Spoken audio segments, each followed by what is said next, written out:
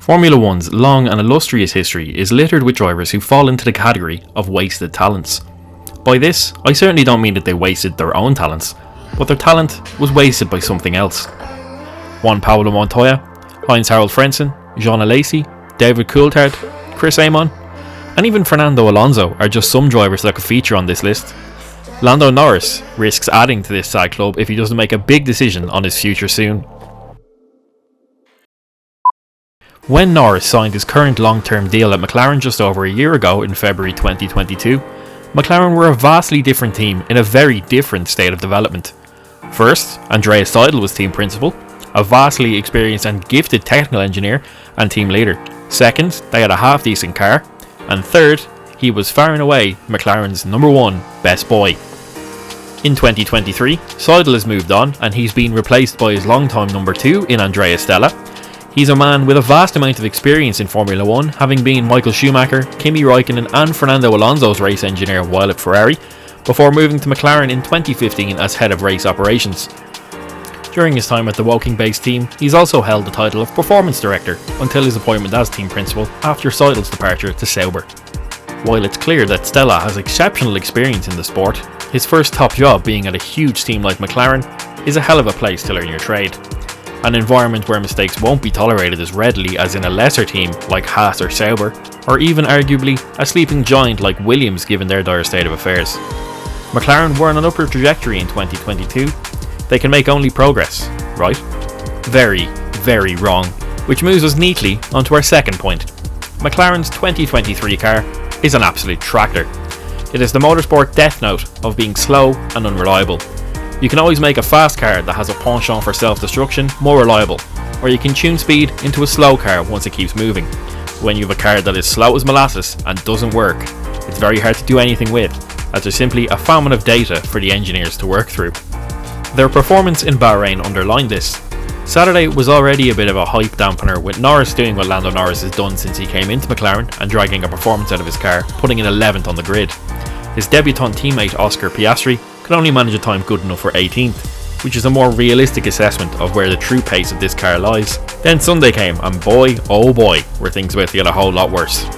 First, Norris's car had a leak in the pneumatic system. Unlike a road car which uses springs to close the valves in an engine, F1 cars use compressed air pressure to shut them. For context, the average revs in a road car on a motorway puts out is about 3000 RPM, so springs are fine. Compare that to an F1 car's idle speed, which is 5000 RPM, so springs simply aren't quick enough to reliably close those valves at racing speeds. McLaren ended up making 5 pit stops to refill Norris's air tank to ensure the engine didn't just detonate, and he ended up finishing last of the classified runners. Things somehow were even worse for Piastri, who suffered a terminal electrical problem on lap 13, causing the car to stop communicating with the steering wheel. A key element of F1 cars is the controls used to run them actually being able to do things. The last point I mentioned is that he is no longer the undisputed best boy at McLaren anymore with the departure of Daniel Ricciardo. Zak Brown moved heaven and earth to tempt Piastri out of a factory supported seat at Alpine and fought a bitter public battle with the French marque and team principal Otmar Szafnauer to gain the young Australian services. The result of this is that the spotlight is very much on Piastri to perform, and I expect McLaren will do anything to make sure the potential generational talent will succeed at his new team.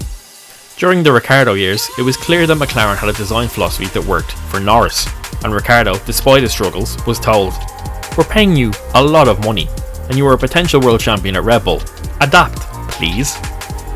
Their current struggles and the dynamic they forced themselves into with Piastri could lead them down the road of developing a car that works less for Norris and fits Piastri more in order to ensure that he succeeds.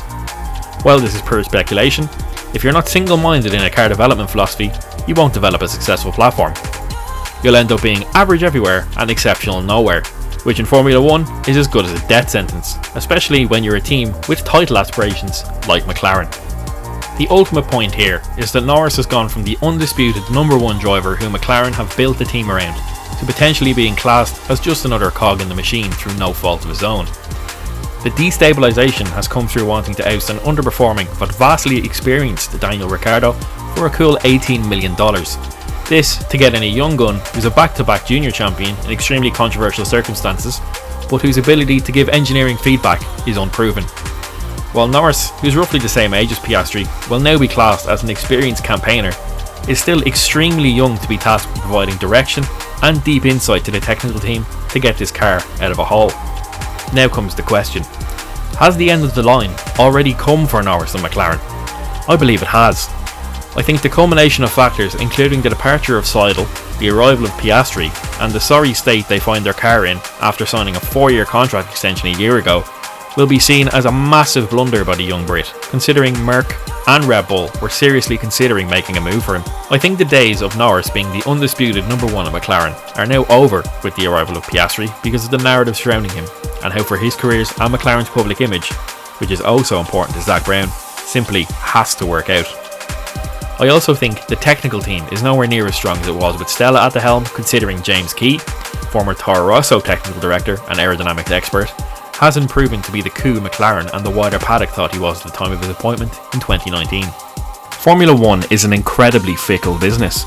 One day you could be cock of the walk, and the next you're running around the midfield moaning that your team didn't listen to you. If Norris doesn't want to add to the ranks of what ifs and having his monumental talent in Formula 1 wasted, his current priority must be to leave McLaren. The worry is that by signing his current long-term £80 million deal with the Woking-based team, is that he really just has to ride out the next 4 years in mediocrity before he can earn a move to a team better placed on the grid, or unless someone is prepared to buy out his substantial contract. Don't forget to like the video and subscribe if you want to see more of this sort of thing from us as the season ticks on. But for now, it's goodbye from me and the 41 and 3. Have a good one.